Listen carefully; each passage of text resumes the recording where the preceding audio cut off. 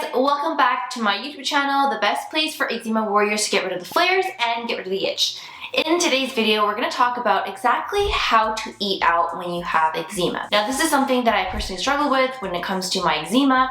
I definitely felt very frustrated and overwhelmed with going out to eat and figuring out a place where I can actually eat the foods there without worrying about my skin. If you're someone right now watching who is wondering how you can eat out when you have eczema without causing a flare, how can you navigate around your diet? Maybe you're avoiding a few things and you want to still be able to go out and enjoy life. So this video is going to be definitely for you because I'm going to be giving you lots of tips on how to eat out when you have eczema. So my very first tip I have for you if you're trying to eat out with your eczema is to don't overthink it. I know you might be thinking that's not the answer you want to hear, but it really is the truth, you guys. So many times I see a lot of people really stressed out about where to go, what to eat, really looking at the menu, trying to figure out how to incorporate that into their diet, and it ends up being this really frustrating process, and I would much rather you eat the foods rather than worrying about not finding a place to eat. Sometimes we have to be really realistic when it comes to where we can eat for our eczema.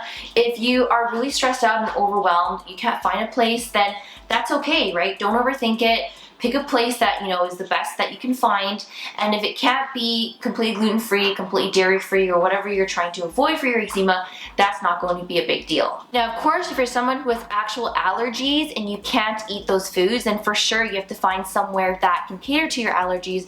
But if you're just worried about certain foods that can cause your eczema to flare, first of all, ask yourself if those foods are actually making you flare, because a lot of times people are avoiding things they don't really need to avoid for their eczema. We also don't want you to develop food fear and food anxiety from avoiding things you don't need to avoid. So when you're going out to find a place to eat, really just do your best and not worry about being perfect with your diet, because sometimes you just can't. By the way, you guys, just a warning, I have my little puppy. It's kind of running around right now. He literally just got surgery last week, so he's wearing this cone.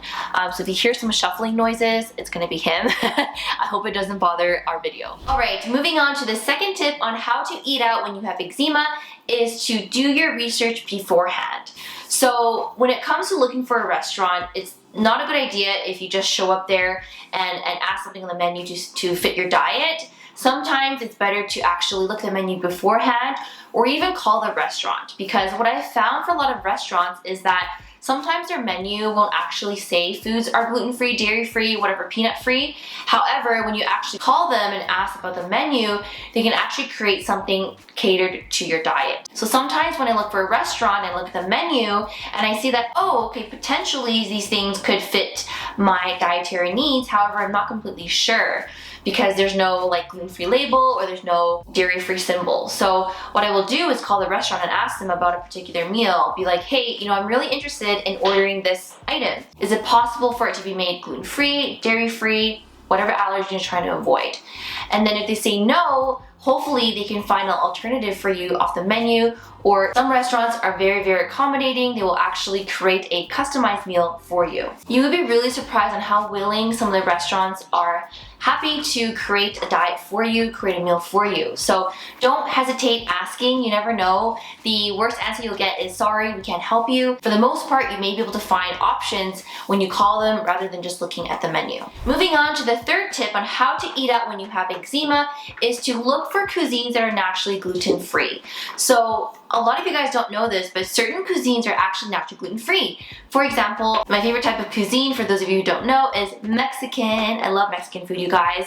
And a lot of the Mexican dishes are actually gluten-free. For example, if you go somewhere and ask them for tacos, sometimes tacos are not gluten-free because they're made with both corn and flour, or just flour. However, I've been to lots of Mexican restaurants where their tortillas are just corn with no wheat or gluten. A lot of the other Mexican dishes with fish, beans, and rice are also naturally gluten-free, but you always want to double check anyways. Ask them to make sure it is gluten-free, that they're not using extra sauces that may contain gluten or dairy, for example. What you can do if it does contain that is to ask to skip the sauce and just eat it how it is. So I had good luck with finding Mexican restaurants that are naturally gluten-free, even though the menu and the restaurant website don't say their foods are gluten-free.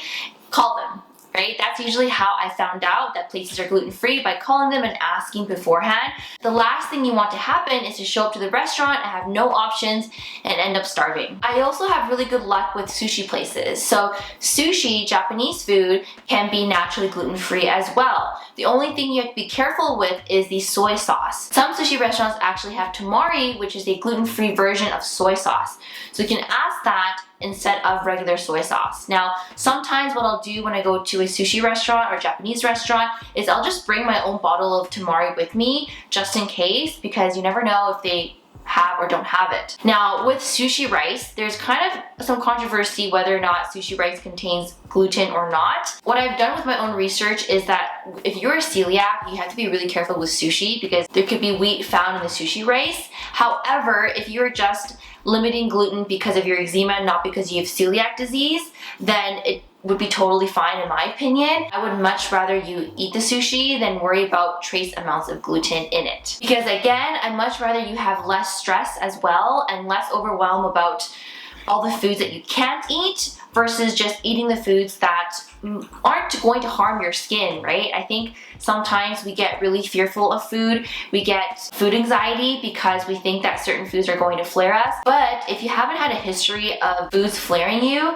then I think that's something you want to think about when it comes to eating out, because that tells us that you may not actually need to worry so much about the foods that you're eating. Some other places I've had really good luck when it comes to eating out with eczema are Western restaurants, because typically they can customize your meal for you and you can ask to skip the sauce and make it really fitting for your diet. I also have really good luck with Thai restaurants and Vietnamese restaurants. Now with Thai restaurants, a lot of the meals that they make are with coconut milk, which is dairy-free. A lot of the noodles they use for cooking is gluten-free because it's made out of rice. Same thing with Vietnamese food as well. If you go for a bowl of pho, oftentimes the soups are homemade and they're naturally gluten-free. However, I know there are some pho restaurants where they actually add soy sauce into the soup broth, so you definitely want to ask them to make sure that there isn't soy sauce in the soup. Otherwise, you won't be able to have it because they do create a big batch of soup broth. They don't customize each pho bowl. Now, the noodles used in pho restaurants are actually naturally gluten-free as well because they're made out of rice. But again, you want to also double check just in case. Now, that being said, if they don't know, because I found that sometimes with Asian restaurants, they don't really know what gluten is because of the language barrier. And I think at the end of the day, again, if it ends up being frustrating and overwhelming for you, trying to figure out if it has gluten or not, I would say just eat it and just go for it, because the chances are the gluten amounts are traced when it comes to Vietnamese pho noodles and Thai food. So I wouldn't worry too much about it. And again, I don't want you to develop food anxiety either. Moving on to the next tip on how to eat out when you have eczema is to consider ordering an appetizer instead. Now, this is not an ideal thing when it comes to going out to eat with your friends, but sometimes if you literally have tried all of those 3 tips I mentioned earlier and it didn't work out for you, then perhaps finding something on the appetizer menu. Now, I find that a lot of appetizers are a lot safer because they're simple, they don't use a bunch of ingredients, depending where you go, of course, but for example, when you go to a Mexican restaurant, let's say the meals all contain gluten, all contain dairy, all contain the allergens that you're avoiding, but for their guac and chips, for example, maybe is something that you can eat because it is just avocados, tomatoes, onions. Hopefully you're not avoiding those things. And then hopefully the chips are naturally gluten-free, made out of corn. That's one example. Another example is ordering a side salad, because that's usually pretty safe as long as the dressing on the salad is okay for you. There's also other options like edamame, which is what you order as an appetizer at a sushi restaurant. You can order sashimi, for example, if you like raw fish. That is typically always gluten-free, dairy-free because it's just meat, right? Another example is sweet potato fries. That typically is naturally gluten-free. I know a lot of people say, oh, don't eat fried food when you have eczema, but I'm someone who really believes in moderation. So if you find that you're craving chips, you're craving fries, order yourself a small appetizer, especially if you can't eat anything else on the menu and you want something, just order the damn fries, right? And at the end of the day, like, I don't think eating one food that is quote unquote people say is not good for your eczema is going to set you back in your healing, right? So again, I don't want you guys to develop food anxiety or food fear, so it's okay to have foods that are fried once in a while, to have foods that have gluten, foods that have dairy, whatever you feel like you're avoiding right now, it's okay to eat them. And ideally, you actually want to include them into your diet a little at a time, because I've seen people who avoid gluten very strictly, dairy very strictly for a long period of time. What happens when they did that is when they try to add them back into their diet, they actually develop allergies to them, like literally anaphylactic reactions from avoiding these things for so long that their body started to actually perceive them as allergens. So you don't want that to happen when you are trying to heal your skin, especially when you're not sure if the foods that you're avoiding are your actual allergens, because you want to add them back eventually, right? You want to add them back not like 6 months or a year later. You want to do it sooner than that. And that way you can start going out to eat foods without worrying about what to avoid. You can go to the restaurant and eat gluten and dairy. You can enjoy your life, right? And that's what eating out should be about when you have eczema. It's not about always restricting yourself, unless again you have actual allergies, unless you're in a big flare and you know certain foods don't make you feel good. Of course, right? Listen to your body at the end of the day. But if it's not necessary, if you're doing it just because, you know, someone said you have to avoid that, then that's different. All right, moving on to the next tip on how to eat out when you have eczema is to eat beforehand. This is not my most recommended, because ideally I want you to be able to go out and enjoy food and do the things that you enjoy. However, if all the tips I mentioned earlier don't work for you for whatever reason, and you literally cannot find anything on the menu, not even an appetizer, not even a meal, not even anything that's allergen free, sometimes what you have to do is to eat before you go out. So I've certainly done this for certain events. For example, when I'm invited to a catering event, like a wedding for example, typically they can't cater to your needs because the food is already made for everybody attending the party.